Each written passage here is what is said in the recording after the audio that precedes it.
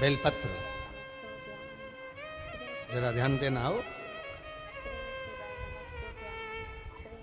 ये बेलपत्र जो होता है,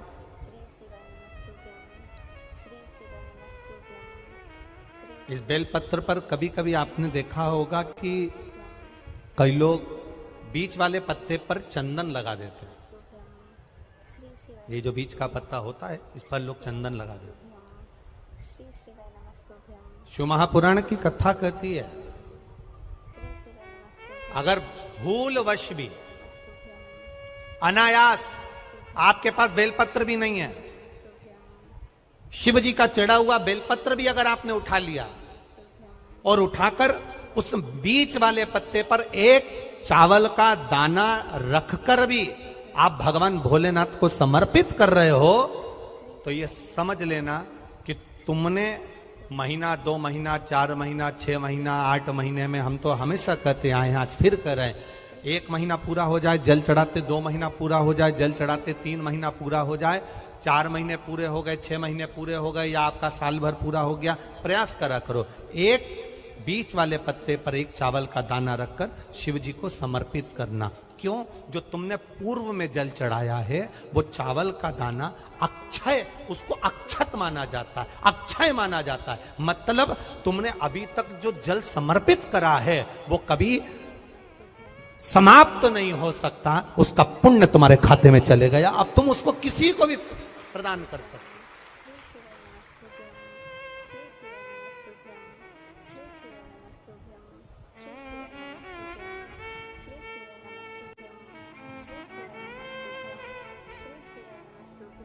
बहन भाई को तिलक करती है रक्षाबंधन पर, माथे पर तिलक लगाने के बाद में चावल लगाती कि नहीं लगाती? बोलो, जम के बोलो जरा। लगाती है? बोलते जाओ जरा। लगाती है, ठीक है। मंदिर में आप पूजन कर रहे हो, घर में कोई अनुष्ठान कर रहे हो, पंडित जी तुम्हारे मस्तक पर तिलक करते हैं तो चावल लगाते कि नहीं लगाते? बोलो बोलो, जम के बोलो। लगाते। तुम्हारे घर में शादी ब्याह होता है तो तिलक करा जाता है तो चावल लगाया जाता कि नहीं लगाया जाता? लगाया जाता। सब समय पर चावल, मस्तक पर कंकु का तिलक, चंदन का तिलक, जो भी तिलक तुम्हारे मस्तक पर लगा है, कोई अगर लगाएगा शुभ कार्य में तो चावल जरूर लगाएगा।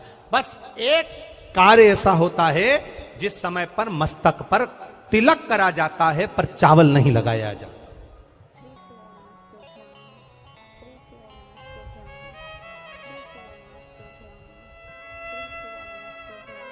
एक समय ऐसा होता है जिस समय तिलक करा जाता है पर चावल नहीं लगाया जाता। चावल का मतलब है अक्षय, मतलब बार बार भगवान ऐसा मौका लाए, बार बार भगवान ऐसी कृपा करे कि तुम ऐसा अनुष्ठान करते रहो, पुण्य करते रहो, सत्कर्म करते रहो, 16 सोमवार के व्रत करते रहो, चतुर्थी के व्रत करते रहो, तुम छठ की पूजन करते रहो, तीज का व्रत करते रहो, सोमवार का व्रत करते रहो, तुम्हारे घर में हमेशा ऐसे शुभ कार्य होते रहे। केवल अक्षय, अक्षत एक जगह पर नहीं लगाया जाता। कब नहीं लगाते अक्षत को? मस्तक पर तिलक करते समय अक्षत कब नहीं लगाया जाता? केवल एक समय पर। कब? जब घर में कोई शांत हो जाता है, और शांत होने के बाद जब मस्तक पर पगड़ी का क्रम होता है, उस पगड़ी के क्रम पर तिलक तो लगाया जाता है पर चावल नहीं लगाया जाता। भगवान से प्रार्थना करते हैं ये बार बार मौका मत देना, जो हो गया उसको समाप्त, ऐसा मौका बार बार ना दीजिएगा। हाँ, पगड़ी पर से उठ गए, अच्छा काम करने के लिए मंदिर जा रहे हो, स्थान छोड़ने के बाद अब तिलक लगाओ और उसमें चावल ढेर सारा लगाओ, कोई मना नहीं। पर अक्षय, उस अक्षत की महत्वता को समझना कि उसको बारंबार प्राप्ति ना हो, ऐसे कार्य की प्राप्ति ना हो, अच्छे कार्य की प्राप्ति, श्रेष्ठ कार्य की प्राप्ति, शुभ कार्य की प्राप्ति। अगर मौका मिले तो एक बार भविष्य पुराण, और एक बार मौका मिले तो कुर्म पुराण, और एक बार मौका मिल जाए तो नंदी पुराण, ये 3 पुराणों का स्मरण करना, इसमें आपको अक्षत की महत्वता प्राप्त हो। भविष्य पुराण, कुर्म पुराण और नंदी पुराण, इन 3 पुराणों में आपको अक्षत की महत्वता प्राप्त होगी कि चावल की महत्वता क्या है। एक चावल का दाना जब अशोक सुंदरी वाली जगह पर चढ़ाया जाता है, एक चावल का दाना अशोक सुंदरी वाली जगह पर चढ़ाया जाता है। हम माताओं से हमेशा कहते हुए आए हैं, आज फिर निवेदन करेंगे, जिस माता के गर्भाशय में गांठ हो गई हो, जिस माता के गर्भाशय में गठान पड़ गई हो, एक पत्र आया है उसको भी ध्यान दें, इसका वर्णन बताते हैं।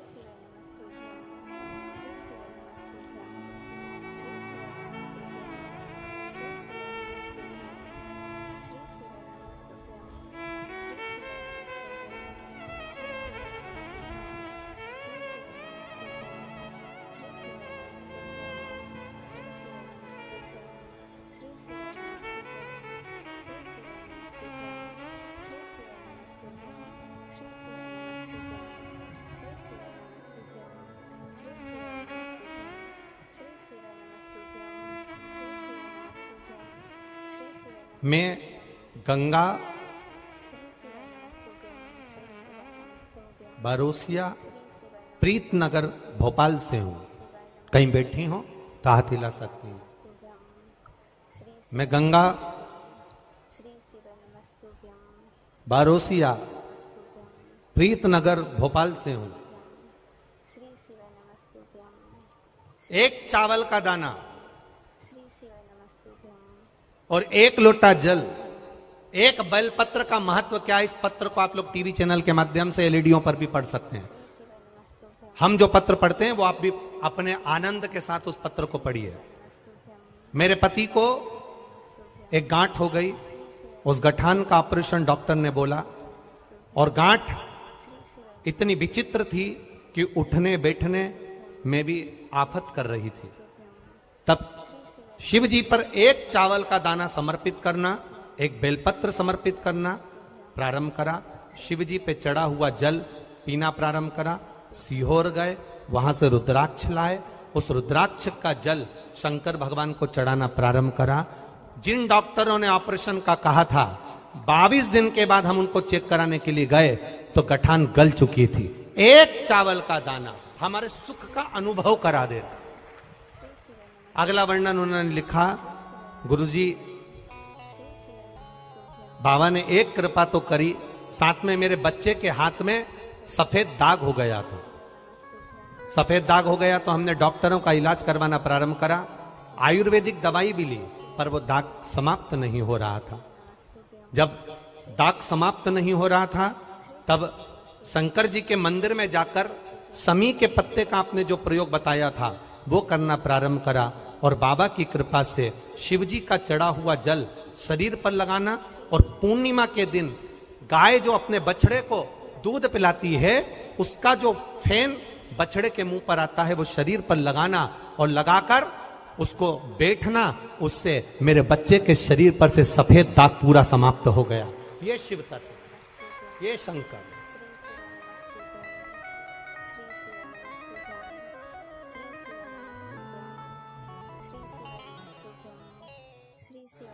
फायदा नहीं देखना।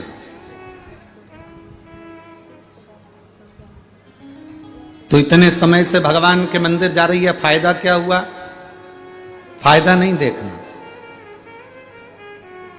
व्यापार थोड़ी ना कर रहे हो कि मुनाफा देखोगे या फायदा देखोगे या नुकसान देखोगे या लाभ देखोगे या हानि देखोगे। भगवान के मंदिर में जल चढ़ाना लाभ और हानि के लिए चढ़ा रहे हो क्या? अरे बोलो तो जम के, फायदे के लिए चढ़ा रहे हो कि ये फायदा होगा तो हम चढ़ाएंगे ना। चलो जाने दो, एक बात अच्छे से समझ लो। तुम इतने से थे, हम भी इतने से ही थे। मां की गोद में सोते थे, जन्म लिया था, मां हमको हॉस्पिटल लेकर चली गई। आपको भी आपकी माता हॉस्पिटल लेकर गई होगी, और हाथ में और यहां गोद गोद के इंजेक्शन लगाए जाते थे। बोलो याद है कि नहीं? आपका हाथ उठाकर देखना, थोड़ा सा कपड़ा उठाकर देखना, यहां निशान बना होगा तुम्हारे को जो इंजेक्शन लगे थे, जो टीके लगे थे उसका। लगे कि नहीं लगे? सब बोलो ये। सबके हाथ में टीका लगा है कि नहीं लगा? इंजेक्शन लगा है कि नहीं लगा? अब कोई मां हॉस्पिटल में डॉक्टर से कह दे साहब मेरे बच्चे को कोई बीमारी है क्या जो तुम इंजेक्शन लगा रहे हो, मेरे बच्चे को कोई टिटनेस का इंजेक्शन लगा रहे हो, चेचक का इंजेक्शन लगा रहे हो, कहीं पोलियो की दवा पिला रहे हो, मेरा बच्चा कोई पोलियो ग्रसित है क्या, मेरे बच्चे को कोई ये बीमारी है क्या, मेरे बच्चे को ऐसा है क्या। डॉक्टर क्या कहता है, देखो आज अगर इसको कष्ट हो गया, आज अगर इसको तकलीफ हो गई तो हो जान दो, 2-3 दिन बुखार आएगा, 2-3 दिन रोएगा, रात भर जागेगा, क्योंकि इंजेक्शन का टीके का दर्द होगा, तुम्हें भी जागना पड़ेगा, टेंशन मत लो। अगर आज इंजेक्शन लग गए, आज अगर पोलियो की दवा पी ली, आज अगर चेचक के इंजेक्शन टीके लग गए, तो ये आखिरी तक, इसके मरते दम तक इसको ये बीमारी लौट कर नहीं आएगी, इसकी गारंटी हमारे पास।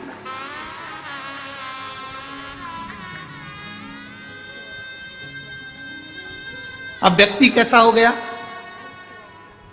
व्यक्ति कैसा है, एक्सीडेंट हो जाता है, हॉस्पिटल चले जाता है, महामृत्युंजय का पाठ चालू करता है, बोलो सत्य है। ब्लड प्रेशर गड़बड़ हो गया, कोमा में पड़ गया, तब महामृत्युंजय का पाठ चालू करता है। वेंटिलेटर पर पड़ा है, तब महामृत्युंजय का पाठ चालू करवाते हैं उसके घर के लोग, महामृत्युंजय का पाठ करवा वो ठीक हो जाएगा, महामृत्युंजय का पाठ करवा उसका एक्सीडेंट हो गया, महामृत्युंजय का अनुष्ठान करवा उसके साथ ही हो गया। अर्थात अगर यही इंजेक्शन तुझे पहले लग गया होता, तू रोज 1 लोटा जल देवादिदेव महादेव को चढ़ा रहा होता, तो प्रतिदिन शंकर जी के मंदिर पे चढ़ा हुआ जल पी रहा होता, तो तुझे आज वेंटिलेटर पर पड़ा नहीं होना पड़ता। कोई आएगा नहीं आएगा, कोई तुम्हें संभालेगा नहीं संभालेगा, पर वो मेरा महादेव, मेरा शिव तुम्हें संभालने के लिए जरूर आएगा। मेरा शंकर, मेरा शिव तुम्हें संभालने के लिए जरूर आएगा, मेरा देवादिदेव महादेव तुम्हें संभालने के लिए जरूर आएगा। अगर तुम्हारा विश्वास दृढ़ है, तुम्हारा भरोसा पक्का है, तुम शिव के शिव तुम्हारा हो गया, तो फिर तुम्हें पीछे नहीं है।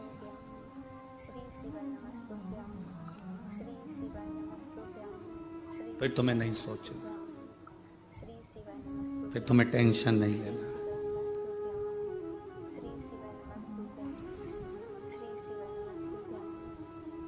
दर्पण में मुख नहीं होता, संसार में सुख नहीं होता, ये अंदाजा आपकी जिंदगी में लगा कर रखना। दर्पण में केवल मुख देखोगे तब तक मुख है, दर्पण में परमानेंट तुम्हारा मुख है क्या? अरे बोलो तो जम के, नहीं। दर्पण में मुख नहीं होता और इस संसार में सुख नहीं होता। देखोगे तो दर्पण में मुख दिखेगा, और अगर दिल से देखोगे तो 5,000 की नौकरी में भी सुख दिखेगा, नहीं तो नहीं दिखेगा।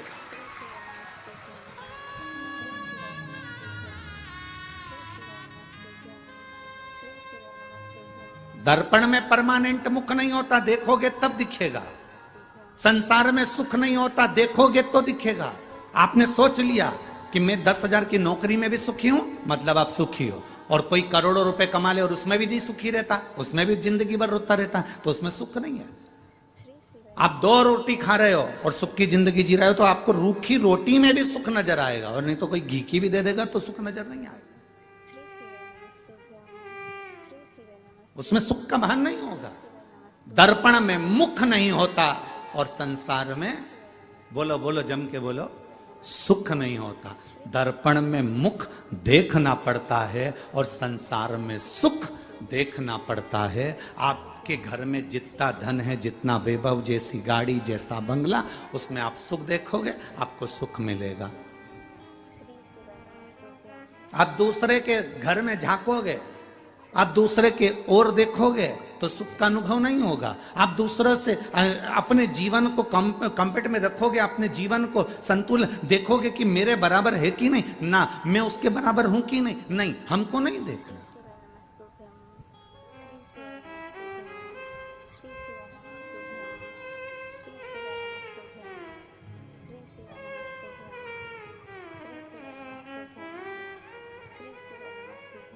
महाराज, हम जब भोले बाबा के चरणों में जाकर बैठते हैं कुछ मत मांगा, कोई फायदे की बात हमने नहीं सोची, हम तो बस केवल उसके दरवाजे तक गए, हम तो केवल उसको जल चढ़ाने के लिए, हम तो केवल उसको एक लोटा जल चढ़ाने के लिए पहुंचे। अब आगे उसकी मर्जी, तेरे मंदिर में आना मेरा काम है, मेरी बिगड़ी बनाना तेरा काम है। तेरी चौखट पर मैं आ ही गया, मुझे दर्शन दिखाना तेरा काम। हम उसकी चौखट तक पहुंच गए, आगे फिर उसकी मर्जी है, वो दर्शन देगा ना देगा, वो हमको संभालेगा ना संभालेगा।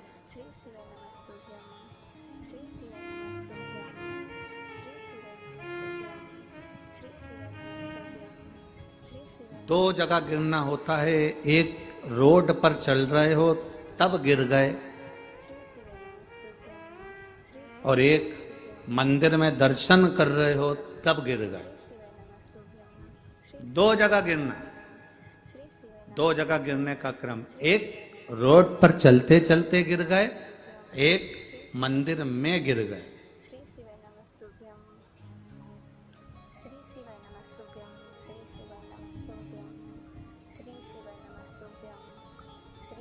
मंदिर में गिरे तो उसके चरणों की रज, उसके दरवाजे की धूल मिट्टी शरीर में लेकर उठे। रोड पर गिरे,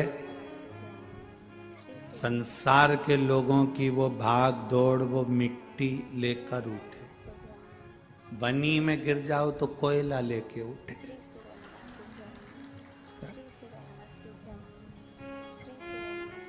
अब उठे,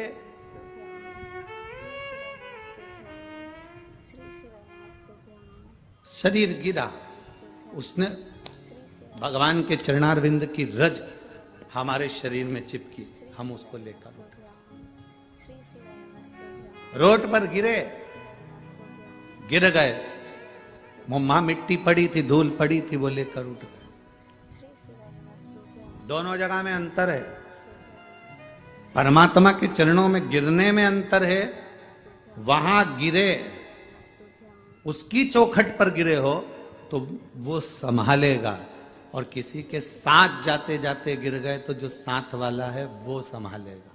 पर जिसकी चौखट पर गिरे हो वो अंतिम समय तक संभालेगा, और जिसके साथ चलते चलते गिरे वो केवल हॉस्पिटल तक संभालेगा, उसके बाद नहीं संभाल सकता।